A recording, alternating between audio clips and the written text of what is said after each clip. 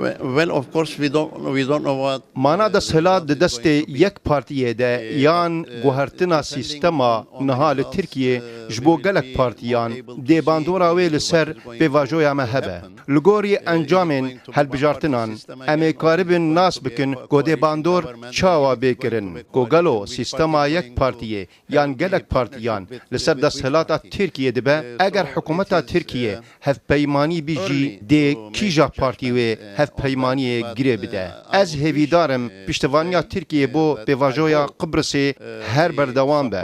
Hêvîdarim her partiyek li wî welatî di helbijartinan de bibe. Ji nêzik ve hevahengî li gel me bike çareserkirina vê pirsgirêkê ne tenê sûda wê ji Qibrısa Tirkiye û ya Yunanê re heye.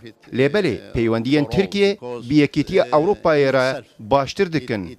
Her wiha peywendiyên Tirkiye û Yunanê jî bi berûbaşiyê ve diçin. Reach there sooner rather than later.